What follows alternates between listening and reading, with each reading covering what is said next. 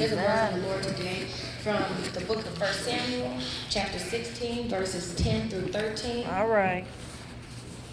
It's 1 Samuel, chapter 16, verses 10 through 13. And it reads like this. Jesse made 7 of his sons pass before Samuel. And Samuel said to Jesse, the Lord has not chosen any of these. Samuel said to Jesse, are all your sons here? And he said, there remains yet the youngest, but he is keeping sheep. And Samuel said to Jesse, send and bring him, for we will not sit down until he comes here. He sent and brought him in. Now he was ruddy and had beautiful eyes and was handsome. The Lord said, rise and anoint him, for this is the one. Then Samuel took the horn of oil and anointed him in the presence of his brothers. And the Spirit of the Lord came mightily upon David from that day forward. God, we love you. We bless you. Yeah. We trust you in this moment, so speak to us, God, in this moment. God, I've done what I could in preparation, so the burden of proof rests upon you. In Jesus' name we trust and pray. Amen. Have you ever looked for something that was right in front of your face? Something that would have bitten you if it were a snake? Keys that you were holding in your hand, or sunglasses that were on the top of your head? Have you ever realized you were in the presence of greatness? Have you ever hung out with a celebrity and didn't even know they were in the room? Have you ever been in a room with someone who possessed exactly what you needed, but you didn't know it? Right. Have you ever had a person who others considered great in your home, but you didn't consider them so great? There's no need to beat yourself up, because many of us miss it from time to time, and Jesse missed it too. Jesse didn't seem to appreciate his children the same. When the prophet came to anoint Saul's replacement, Jesse brought out all the potential he had in his home. Samuel went through them one by one, and God said no to every one of them. He actually even had to go back and ask, is this all you got? Not only did the daddy not know, the brothers never even asked him to consider their brother. So I have a couple questions. Was David invisible?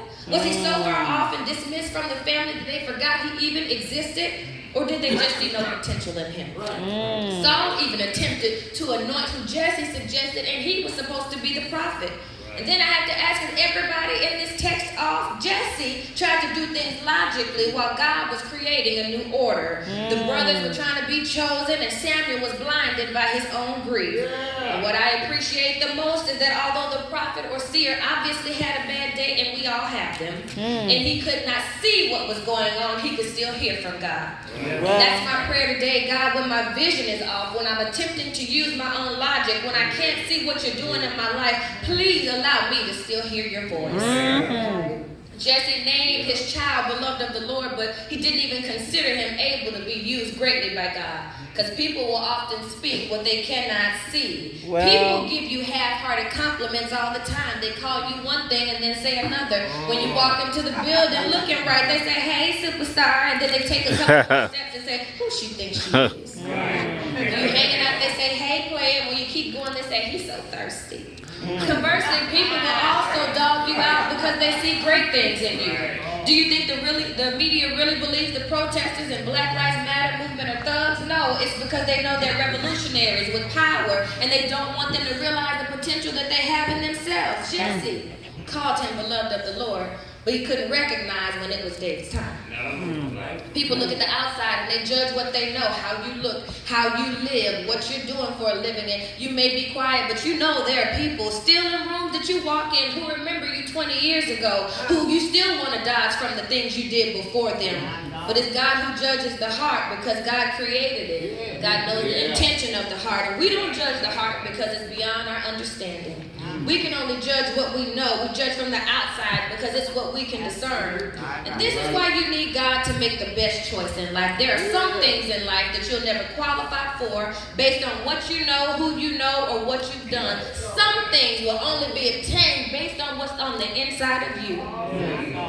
And the truth is, you can't rest until you get it right. Making the best choices without God is impossible. Samuel 16:11 says, Samuel said to Jesse, are all your sons here? And he said, there remains yet the youngest, but he's keeping sheep. And Samuel said to Jesse, send and bring him, for we will not sit down until he comes here. So all of the brothers were presented as possibilities. They were present, but they had to wait for David to come and to be anointed. And I wonder why God didn't just send him there to get David as opposed to going through all of this. Well, I wonder, did he even think he was actually choosing the right choice, or was he just going through the logic of what he was supposed to do there and ask everyone? Isn't it something that the person everyone considered insignificant was the same person that they would have to wait for? You see, God will hold up any process until they get it right. Yeah, they may have gathered around, and yeah, the process has already started, but they can't finish until you get there. Don't you know there are churches who have been without pastors for years because they haven't chosen right? There are single people with desires to be married because they think God is passing them over, but it's really because they haven't chosen right, and God would rather see them wait than to see them ruined. There are couples who want children, but they can't make the right decision, and so God will even hold up fertility until they get it right because somebody has to birth the kings and queens of this country. There is a job that people want, and they indeed may be God's choice, but God will hold it up because the leadership is not ready to treat them appropriately. God will not allow anything to happen out of time, because the same things that will bless you in time will destroy you out of time. And it is important that you choose right, and God will stop any process he chooses until things are right.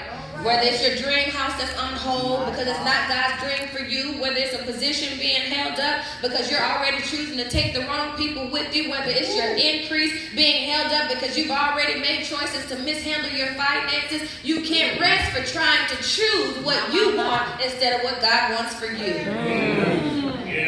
And sometimes we only want what's most convenient, but everything that's good for you might not be close to you. I'll never forget Bluebell Ice Cream decided that, there was an issue with listeria. They took Bluebell off the market, and y'all might not really that might not matter to you, but as a Texas girl, Bluebell is indeed the best ice cream in the country. And so when they took it out of the store, I decided that I was smarter than Bluebell because I had some that was still in my freezer. So I decided to go and examine what I had. And I looked at it and it looked good. And I smelled it and it smelled all right. So I had to make a decision. Was I going to give this a try even though they took it off the market? And when I talked to my mama about it, she said, don't be silly. She said, you are the consumer of the product. Right. But if the creator of the product knows it's not right, then you ought to listen to the creator and do what the consumer should do. And that's the truth for our own lives. We want things that look good, they smell good, and even act right for a little bit of time. But we need to trust the creator, the one who created him or her. We need to trust the creator who has put this job before us, because only the creator knows the truth about how something is made. The truth is, the field is to make you flawless. My prayer is that God will help us to appreciate people who stay in their lane. We pass people all the time in the pastures of life. We look for the most popular and those who seem to require priority, but God is not choosing those people. He's choosing people who are somewhere faithfully working in their position without prestige. Some people won't do a chore if they're not celebrated, while others decide to make the most out of every responsibility. Some people won't give a tithe if you don't put their name in the program. But the prophet will come to put you in your place. When the prophet comes around, some get promoted, others get demoted, and some people have their last hurrah. David was promoted. Jesse was promoted because he was the father of the king, and that put him in the lineage of Jesus. Saul was demoted, and in a sense, so were the brothers, because they were blessed out of the order of seniority. And this act would be Samuel's last hurrah. And I wonder which one of the sons were asked to tend the flock before David. I wonder who hated it and left their position because they felt they were meant for greater things like serving in battle. But there's a blessing in field work. Field work will teach you humility. It'll help you to understand law. Come on. I'm sure That's David right. didn't always beat up those animals. I'm sure he wasn't always WWE and the lions, tigers, and bears. Field work will make you miss out on the lavish celebrations in life. It'll have you looked over. It'll teach you how to be with yourself and dream your own big dreams. It'll teach you can be lonely until you realize you alone are enough. Field work will give you a greater imagination because it's you, the grass, and the animals. And just in case I'm not making myself clear, before you are chosen, anointed, and given the power of the Holy Ghost for your big assignment, your little assignment will either depress you to death or create a king or queen out of you. It'll make you either believe you are beneath it or to cultivate everything you are to conquer it. And if you want to go ahead and keep it funky with your girl, you know what it's like to be in a position that nobody else wants. And I don't care if it's in your job, at your church, in your relationship with the association. You know that there have been times when you believe you were prepared for the Lord's work, but you were sitting out in the field.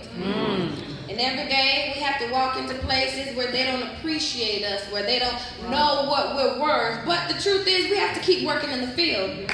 One day somebody's going to see you and appreciate you and know your value and put you in the right place. But you can't just wait. You got to work. You have to work on the skill set you need when you get there. You have to practice the necessary budgeting and discipline and compassionate with others.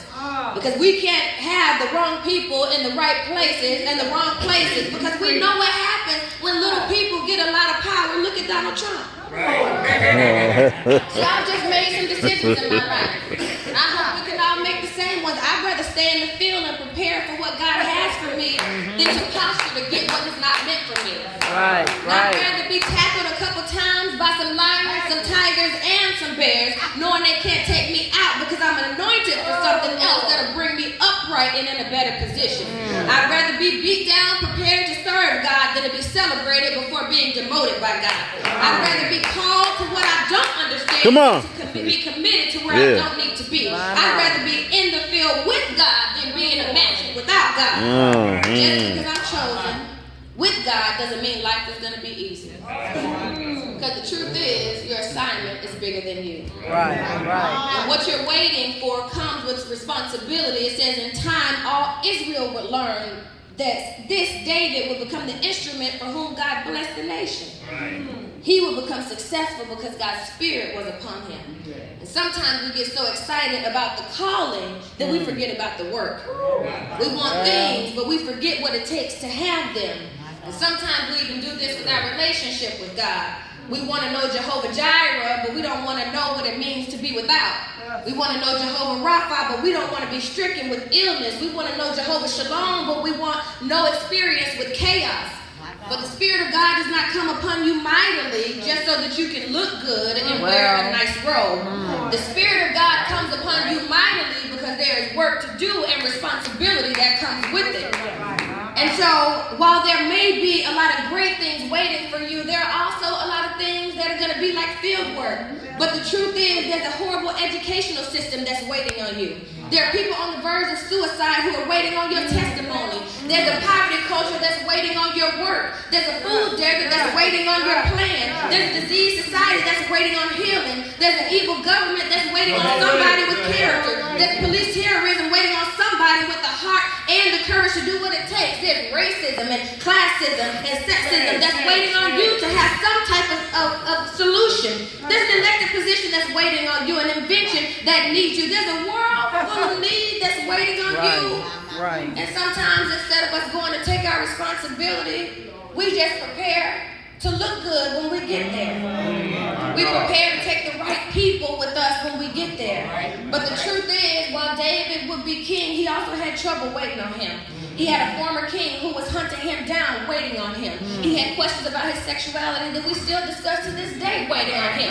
He had people questioning his age as a young leader. He had people questioning his size as a scrawny little boy. He had people questioning his choices. He had people questioning his bad decisions. He had lust that he had to deal with, insecurity he had to deal with. People only want to see the excited parts of life, but the truth is, don't trip. The Holy Spirit comes to first clean you because you ain't ready or right.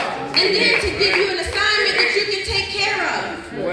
With all the drama that came with David's position, he was going to need the Spirit of the Lord. He was still going to become the second and most powerful king of Israel. He was still Ruth's grandson. He was still the psalmist we love. He was still the tribe of Judah's David. He was still the David who was hunted by Saul and refused to kill Saul when he had the opportunity. He was still the same David that escaped death by pretending to be crazy and vowed to bless the Lord at all times. This was the David who was the only person to kill Goliath with small weapons in large faith. David was Jonathan's BFF who risked his life. David who God himself called a man after God's own heart. This battle is not yours, it's the Lord, David, who saved the people from judgment, David, who subdued the Philistines, David. 2 Samuel says the Lord gave victory everywhere he went. This David, the one who blesses us with Psalm shepherding God's sheep can say, the Lord is my shepherd. Yes, indeed. David had great victory. And he didn't have to manipulate anything or anybody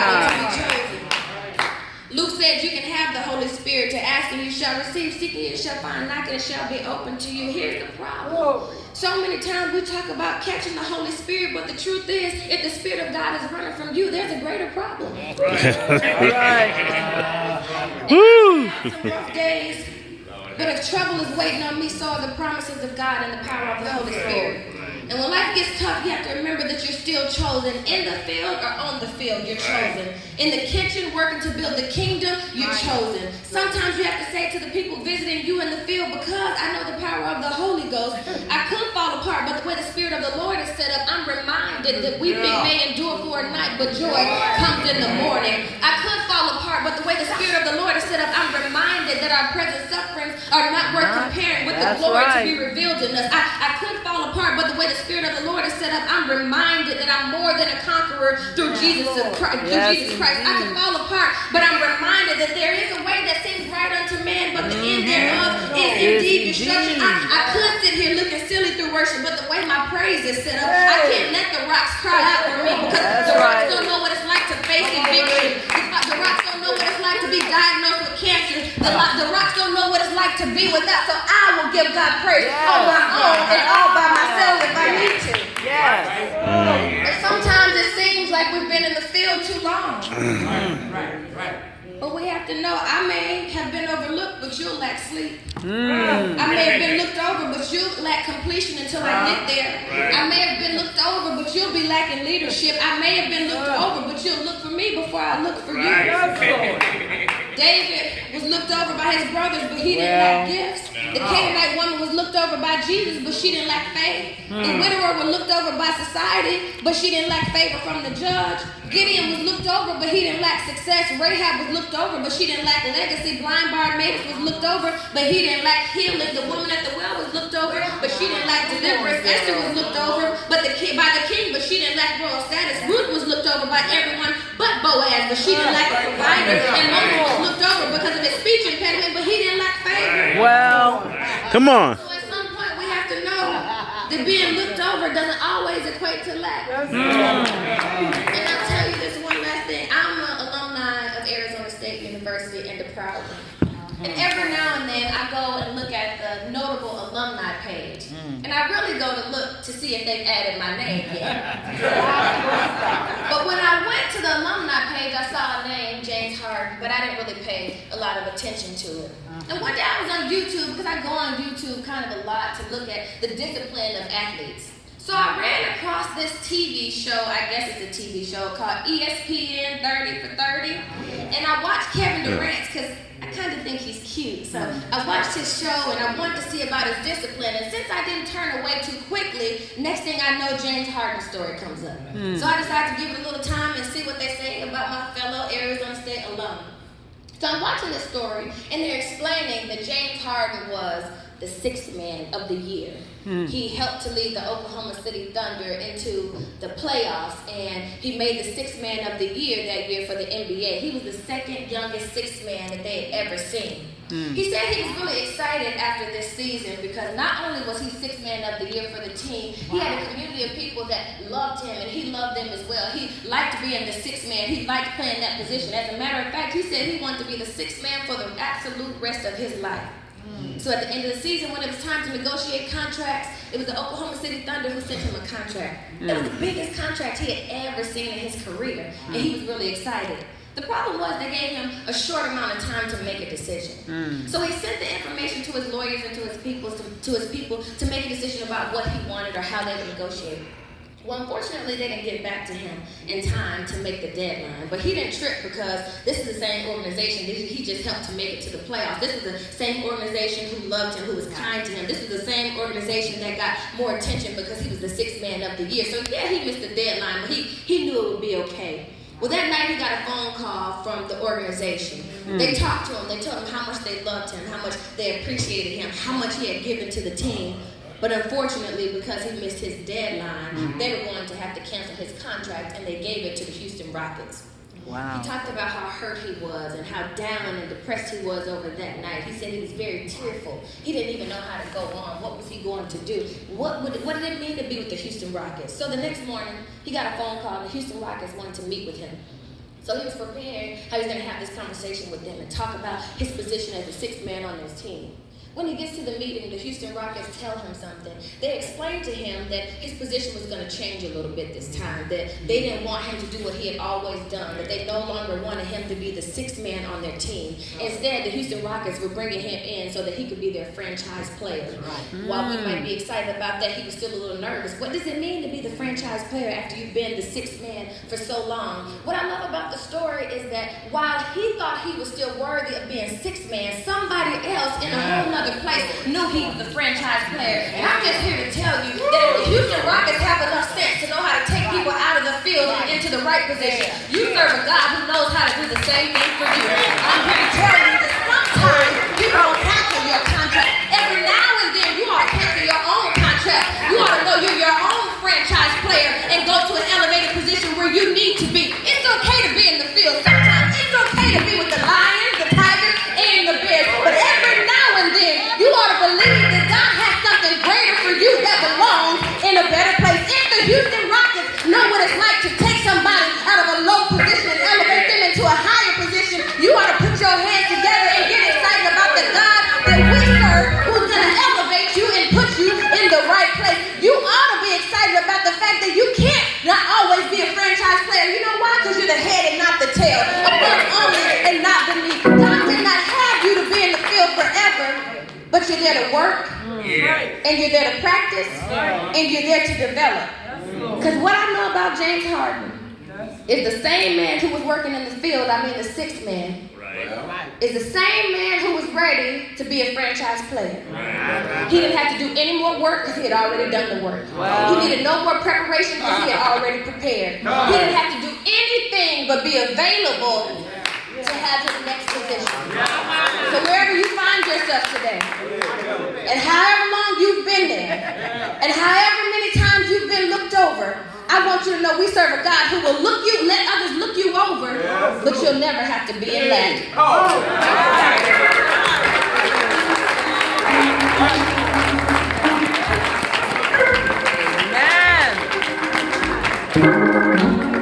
Those who have not had a chance to give, won't you come and give?